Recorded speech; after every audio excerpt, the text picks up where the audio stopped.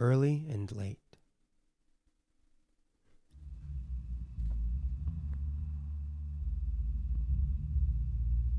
In the red album, 2 side-by-side photos of me on our stoop, less than a year apart, reveal gaps and stopgap measures we went through in the time I was a baby, too young to understand struggle. In one, Big Uma holds me on her lap, framed by the rubber and spokes of her post-amputation wheelchair. I have no memory of her whatsoever.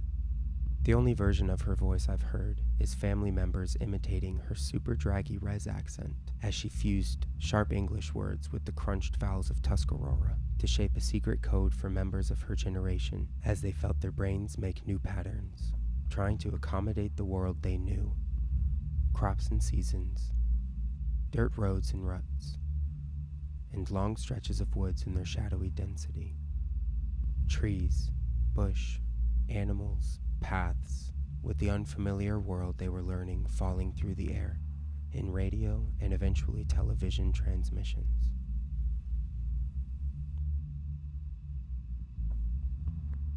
I was a late arrival, coming almost 5 years after the last expected baby, my brother growing impassioned by lacrosse at the age of 4. My mother, carrying this unexpected baggage in her 40s, wonders how she's going to afford his requisite peewee lacrosse equipment on top of the costly temporary junk that comes with babies.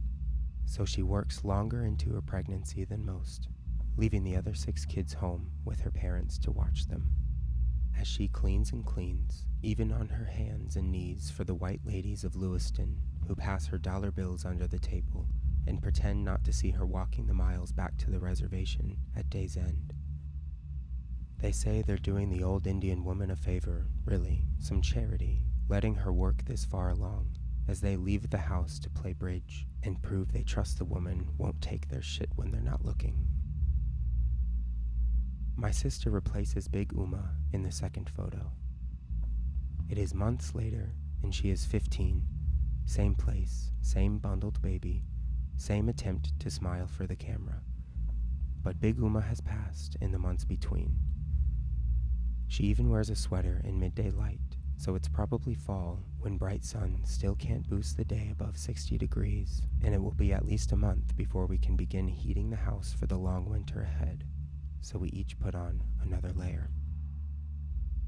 She was 14 when I was born, her freshman heart too busy, too full to add another unexpected brother, another mouth demanding food we did not have. Another crying voice demanding a scarce sliver of attention. She knew that I could sleep in a laundry basket for a couple more months, tops. She knew babies did not stay that size very long. Even diapers progressed from newborn to toddler with stops in between because among a baby's few skills, consuming, eliminating, 2 a.m. screaming, growing is their number one specialty. Like the Hulk, infants burst from meager offerings relatives brought to the baby shower months earlier. Those donations free them from obligation, silently proclaim, "We already bought you what we could afford to spare." But later they do drop off bags of clothes their own children grew past, waiting for the next family member, sensing the desperation of new parents, getting ready to cut the feet off their baby's footy pajamas to get a couple more months out of them.